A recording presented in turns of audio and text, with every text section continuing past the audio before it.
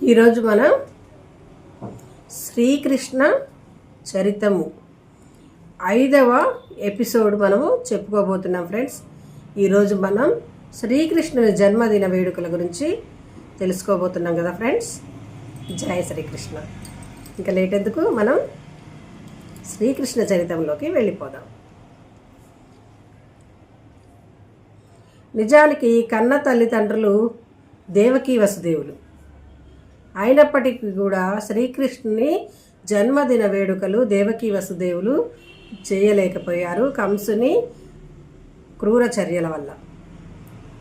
కానీ పెంపుడు తండ్రి అయిన నందమహారాజు మాత్రం శ్రీకృష్ణుని వేడుకలు చాలా ఘనంగా జరుపుతున్నారు, యశోద నందనందనులు. సో ఇప్పుడు మనం శ్రీకృష్ణుని ఇంటికి వెళ్ళి వాళ్ళ వేడుకలని చూద్దాం. యశోదామాతకు కొడుకు పుట్టాడు అన్న విషయం తెల్లారేసరికి బృందావనం అంతా తెలిసిపోయింది. బృందావనం అంతా తెలిసిపోయేసరికి అందరికి కూడా ఎంతో సంతోషమైందన్నమాట. పండగ వాతావరణం వెళ్ళి విరిసింది. ఇక నందమహారాజు ఏం చేశాడు, శ్రీకృష్ణుని పారసాల ఏర్పాట్లు చేయాలి కదా. చక్కని బ్రాహ్మణోత్తములను, ఒకరికంటే ఒకరికి మించిన బ్రాహ్మణోత్తములను పిలిపించాడు. జ్యోతిష్య శాస్త్రజ్ఞుని కూడా పిలిపించాడు. ఎందుకంటే శ్రీకృష్ణుని జన్మచక్రం రాయించడం కోసం పిలిపించాడు నందమహారాజు.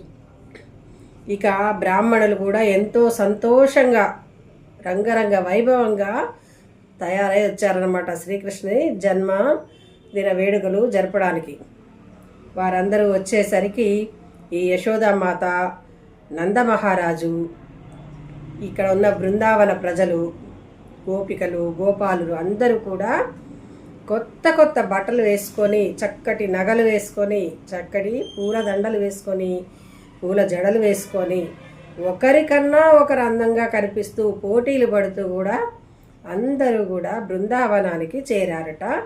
ఈ శ్రీకృష్ణుని ఇంటికి వచ్చేసి ఏం చేశారట, రంగవల్లులు దిద్దారట.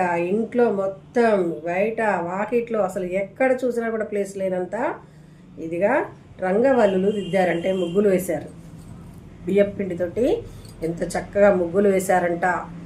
మామిడాకులతో తోరణాలు కట్టారు, పూలమాలలతో తోరణాలు కట్టారు. ఇంట్లో బయట ఎక్కడ చూసినా కూడా దేదీప్యమానమైన దీపాలను కూడా వెలిగించారు ఈ గోపిక గోపాలులు. మొత్తం కూడా ఎంతో సంతోషకరమైన ఆనందదాయకమైన వాతావరణంలో ఇప్పుడు బృందావనం ఉందన్నమాట. ఇక ఈ వాతావరణం అంతా చూసేసరికి నందమహారాజుకి ఎంతో సంతోషమైందట. ఇక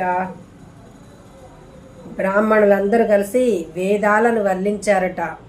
ఎంతో పవిత్రమైన మంత్రోచ్చరణలతోటి శ్రీకృష్ణుని బ్రాహ్మణులందరూ కూడా వేదో మంత్రాలతోటి, ఎంతో పవర్ఫుల్ మంత్రాలతోటి శ్రీకృష్ణుని ఆశీర్వదించారట. జ్యోతిష్యులు జ్యోతిష చక్రాన్ని అంటే జాతక చక్రాన్ని రాశారట. ఇక నందమహారాజు దేవుళ్ళకు పూజలు చేయడమే కాకుండా తన పితృదేవులకు కూడా కావలసినవన్నీ కూడా జరిపారట నందమహారాజు. ఆ విధంగా శ్రీకృష్ణుని జన్మదినం రోజు పండగ వాతావరణంలో ఎంతో చక్కగా జన్మదిన వేడుకలు జరిగాయి. ఇక జన్మదిన వేడుకలు జరిగాక బ్రాహ్మణులకి, జ్యోతిష్యులకి ఎంతో సంతోషంగా నందమహారాజు బ్రాహ్మణులందరికీ కలిపి నందమహారాజు 2 లక్షల గోవులను దానముగా ఇచ్చినాడట. మళ్ళీ ఎలా ఇచ్చాడట, వాటి స్వర్ణాలంకృత గోవులకు అంటే స్వర్ణాన్ని అలంకరించి చక్కని బట్టలను, ధాన్యమును, ధనమును కూడా ఇచ్చాడట బ్రాహ్మణులకు, జ్యోతిష్యులకు. శ్రీకృష్ణుడి బర్త్డే జరిపినందుకు గాను వాళ్ళందరికీ కూడా నందమహారాజు ఎంతో ఆనందంగా వారికి కానుకలను ఇచ్చాడట. మరి కానుకలు ఇచ్చాడు, మరి నందమహారాజుకి ఇక్కడ నందమహారాజు కానుకలు ఇచ్చాడు కదా, మనకు ఎప్పుడైనా కూడా డబ్బులు మంచి రూపంలో రావచ్చు, చెడు రూపంలో రావచ్చు. మనకు తెలియకుండానే మన సంపాదనలో ఒక చెడు కూడా జరగవచ్చు. అన్నీ మనకు తెలిసి లాభదాయకాలే ఉండవు కదా. ఒక్కోసారి వెనక ముందు చూడాల్సి వస్తుంది, మంచి చెడు చూడాల్సి వస్తుంది. ఒక్కోసారి చెడు చూడకుండానే మనకి లాభం చేకూరచ్చు. మరి అలాంటప్పుడు ఆ పాపాలు మనకి తెలియకుండా వచ్చిన పాపాలు పోవాలంటే బ్రాహ్మణులకు దానం ఇవ్వడం వల్ల కూడా మనం సంపాదించిన దాంట్లో ఏదైనా పాపం ఉంటే అది తొలగిపోతుంది అని పెద్దలు చెప్పడం జరిగింది. అర్థమైందా ఫ్రెండ్స్? మనం షాపులో నడుపుతూ ఉంటాం, మంచి నడుస్తుంది, చెడు నడుస్తుంది, అన్నీ నడుస్తూనే ఉంటాయి. పెళ్ళికి వచ్చేవాళ్ళు సామాన్ తీసుకుపోతారు, మరి చావుకి సామాన్ తీసుకుపోతారు. వాళ్ళకి ఇస్తాం సామాను, వీళ్ళకి ఇస్తాం. ఆ సంపాదన ఉంటుంది, ఈ సంపాదన ఉంటుంది. ఇంకోటి ఇంకేదో చేయడానికి సామాన్ తీసుకుపోతాడు, అట్లా ఇస్తాం. అంటే ఆ విధంగా మనకి సామాన్ వచ్చేటప్పుడు, అంటే మన దగ్గర ఉన్న సామాన్ ఒక ప్యాకెట్ ఉందనుకోండి, సపోజ్ మీకు మంచిగా అర్థం కావడం చెప్తున్నా. మనం ఒక 10 రూపాయలు ఒక ప్యాకెట్ ఇస్తాం, వాళ్ళు 12 రూపాయలు అమ్మచ్చు, 15 రూపాయలు అమ్మచ్చు. అంటే మనం చేసిన వ్యాపారం వల్ల అవతల వాళ్ళకి నష్టం జరుగుతుంది. ఒకళ్ళ దగ్గర మనం 10 తీసుకుంటాం, ఒకళ్ళ దగ్గర 11 తీసుకుంటాం, ఇంకొకళ్ళ దగ్గర 12 తీసుకుంటాం. అట్లా జరుగుతూనే ఉంటాయి. ఈ ఆదాయంలో మనకి పాపపుణ్యాలు అనేటివి ఉంటాయి కదా ఫ్రెండ్స్. మరి హోల్సేల్ వాడికి 11, 10 ఇచ్చి రిటైల్ వాడికి 11 ఇస్తే ఆ 1 రూపాయి మనం పాపం చేసినట్టే కదా ఫ్రెండ్స్. అందుకని చెప్పేసి అలాంటి పాపాలు తొలగిపోవడం కోసం బ్రాహ్మణులకు మనం దానం ఇస్తే, అంటే ప్రతి ఒక్కరి గురించి, ఒక ఓన్లీ వ్యాపారస్తుల గురించే కాదు, ఎవరి వృత్తిలో వారికి వారి వృత్తులలో సంపాదించే లాభాలలో ఏదైనా చెడు దొర్లితే, మనకు చెడు అనిపిస్తే, ఆ పాపాలన్నీ తొలగిపోవాలంటే బ్రాహ్మణులకు మనం దానం ఇవ్వాలట ఫ్రెండ్స్. దానం ఇచ్చి బ్రాహ్మణులను చక్కగా చూసుకోవడం వల్ల ఈ ధనం సంపాదించడం వల్ల వచ్చే పాపం పోతుందని వేదశాస్త్రంలో చెప్పబడింది ఫ్రెండ్స్. వైదిక శాస్త్రం అని ఉంటుంది, ఆ వైదిక శాస్త్రంలో చెప్పబడింది. సరే, మరి మనం ధనం సంపాదించాం, మనకు ఆ పాపం పోతుంది, బ్రాహ్మణుడికి ఇవ్వడం వల్ల పోతుంది. మరి శారీరక పాపం పోవాలంటే, శరీరానికి అంటిన పాపం పోవాలంటే, శరీరం అంటిన మురికి పోవాలంటే ఏం చేస్తాం? చక్కగా స్నానం చేస్తాం, గంధం వేస్తాం, పౌడర్ వేస్తాం, బొట్టు పెడతాం, అన్ని రకాల సెంట్లు పూస్తాం. ఇలా ఏదో ఒక రకంగా శరీరానికి అంటిన మలినాన్ని మనం తొలగించుకుంటాం. కానీ మరి ఆత్మకు అంటిన మలినం పోవాలంటే,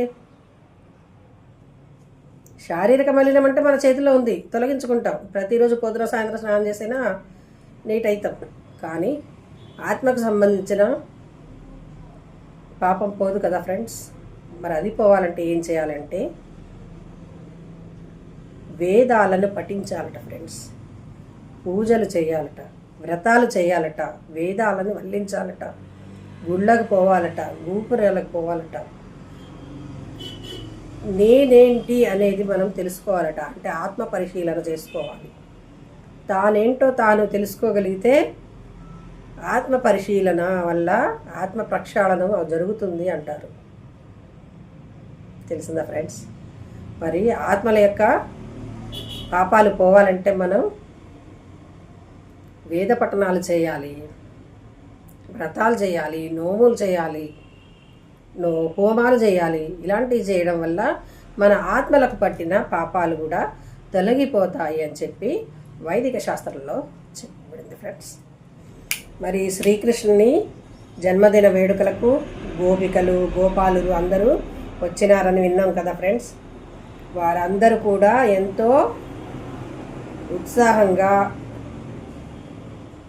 ఎంతో రిచ్గా అనమాట, సంపాదన పరులుగా తయారయ్యి వచ్చారనమాట. ఎలా వచ్చారంటే మెడ నిండా నగలతోటి, చక్కని చక్కని చీరలతోటి, పట్టు వస్త్రాలు కట్టుకొని, మెడ నిండా నగలు వేసుకొని, తల నిండా పూలు పెట్టుకొని అందరూ సుగంధ ద్రవ్యాలను రాసుకొని ఎంతో ఆనందంగా వచ్చారట. మరి వారందరూ కూడా బృందావనంలోని గోపిక గోపాలురే మనం చెప్పుకున్నాం కదా ఫ్రెండ్స్. మరి గోపిక గోపాలులు కూడా అంత రిచ్గా ఎలా వచ్చారు అంటే వారి సంపాదన అంట కేవలము గో సంరక్షణ మాత్రమే. కేవలం గోవులను సాధడం వల్లనే వారికి అంత ధనం లభించింది అని మనకి ఇక్కడ చెప్తున్నారు ఫ్రెండ్స్.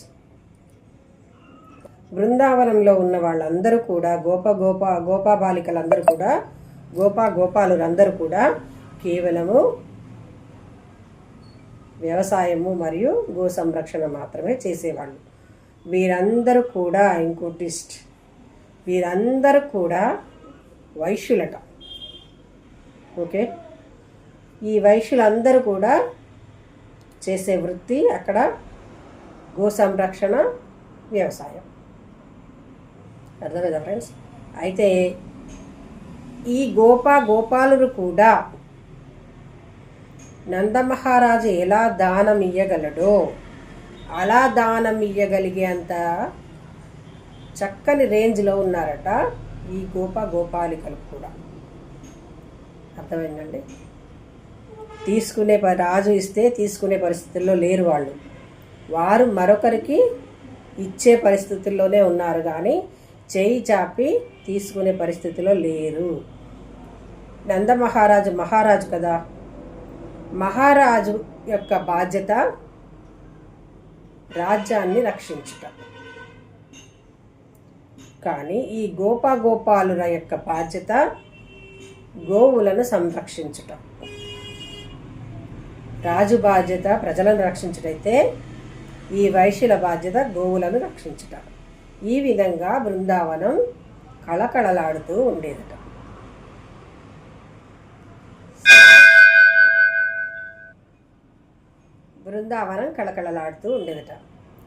ఇక్కడ ఇంకెవరున్నారు? రోహిణి మాత ఉంది కదా ఫ్రెండ్స్. మరి రోహిణి ఎక్కడుంది? ఈ బృందావనంలోనే నందమహారాజు సంరక్షణలోనే రోహిణి మాత ఉంది. రోహిణి మాతకి బలరాముడు అనే కొడుకు పుట్టాడని తెలుసు కదా ఫ్రెండ్స్. ఇప్పుడు రోహిణి మాతట శ్రీకృష్ణుని జన్మదిన వేడుకలకు వచ్చిందట ఫ్రెండ్స్. మరి యాక్చువల్గా అయితే భర్త దగ్గర లేడు కదా ఫ్రెండ్స్. భర్త దగ్గర లేకపోయేసరికి ఆమెకి ముభావంగా ఉండడం, సంతోషం లేకపోవడం, ఒక ఫంక్షన్కి పోవాలంటే ఇంట్రెస్ట్ లేకపోవడం అనేది సహజంగా ఉంటుంది. కానీ రోహిణి మాత్రం శ్రీకృష్ణుడు పుట్టాడని ఎంతో సంతోషంతో ఎంతో ఆనందంగా బృందావనంలోని జన్మదిన వేడుకలకి రోహిణి వచ్చిందట ఫ్రెండ్స్. ఎలా వచ్చిందంటే చక్కని పట్టు వస్త్రాలు కట్టుకొని, మెడ నిండా హారాలు వేసుకొని, తల నిండా పూలు పెట్టుకొని, సుగంధ ద్రవ్యాలతో కూడిన సెంట్ వేసుకొని ఎంతో ఆనందంతో శ్రీకృష్ణుని వేడుకలకి రోహిణి మాత వచ్చిందట ఫ్రెండ్స్. అంత సంతోషంగా ఉంది అక్కడ బృందావన ప్రజలకి శ్రీకృష్ణుని జననం. చక్కగా అందరూ కూడా శ్రీకృష్ణుని ఆశీర్వదించారట ఫ్రెండ్స్. గోపాలురు పసుపు,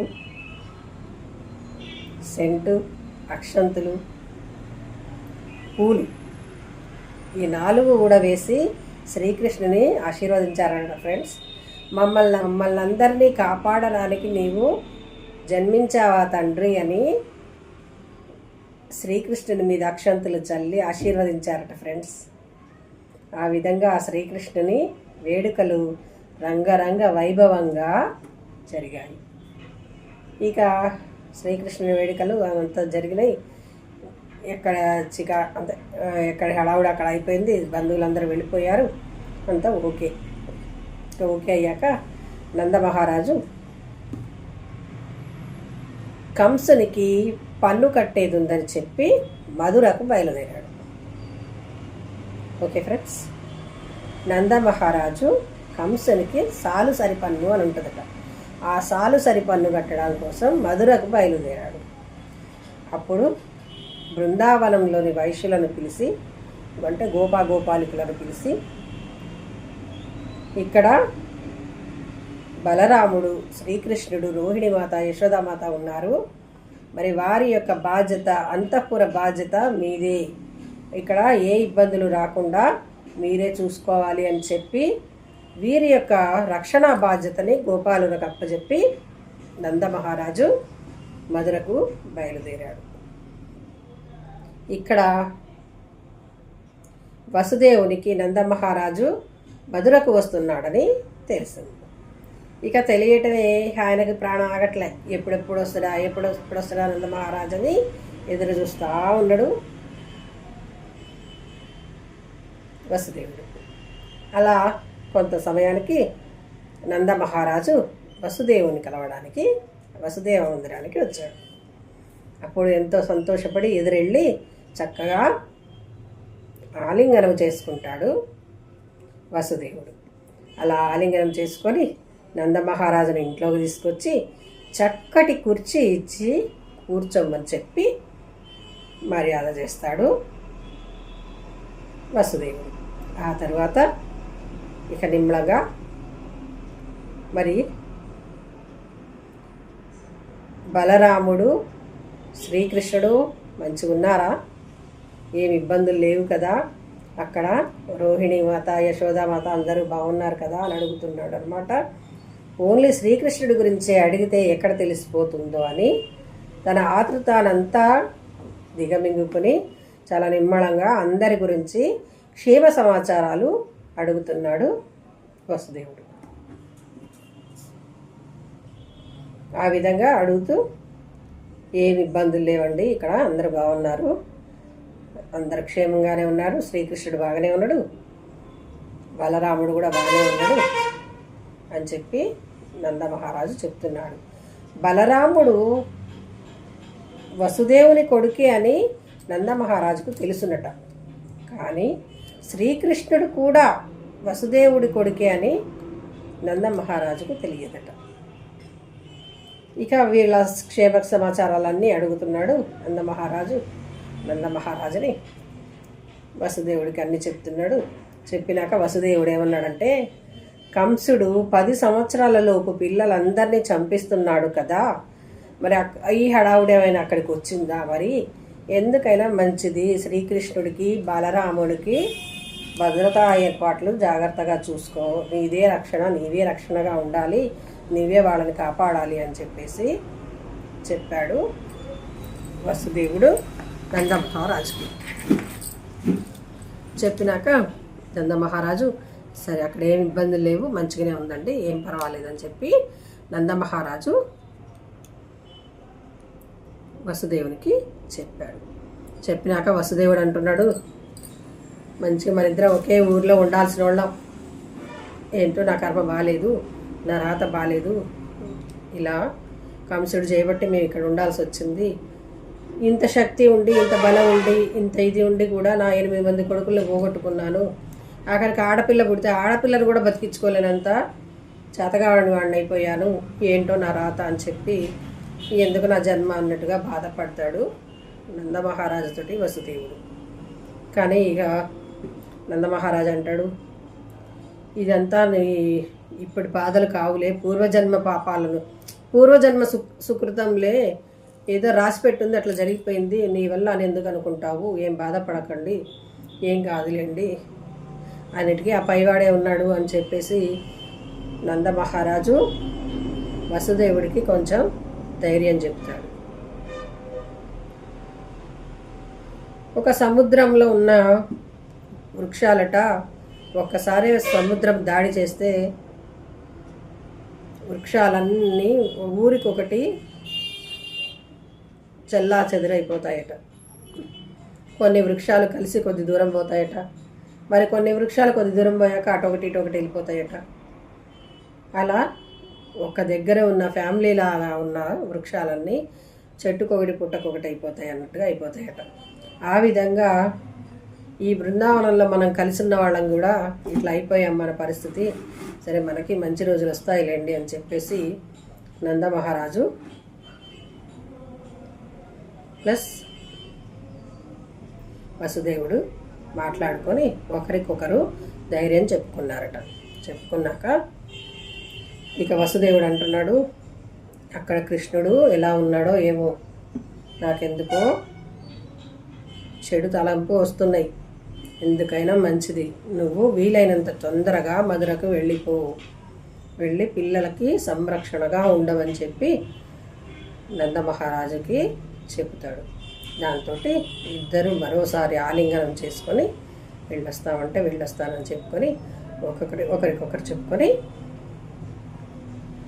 ఈ నందమహారాజు కంసుని దగ్గరికి పోయి సాలుసారి పళ్ళుని కట్టి తిరిగి బృందావనం చేరుతాడు. ఈనాటికి శ్రీకృష్ణ చరితము అయిపోయింది ఫ్రెండ్స్. సర్వే జనా సుఖినో భవంతు. Please like, share and subscribe. మరి రేపటి కథలో పూతనా సంహారము. ఓకేనా ఫ్రెండ్స్? రేపు శ్రీకృష్ణుడు చేసిన పూతనా సంహారము కథ తెలుసుకుందాం ఫ్రెండ్స్. అంతవరకు సెలవు.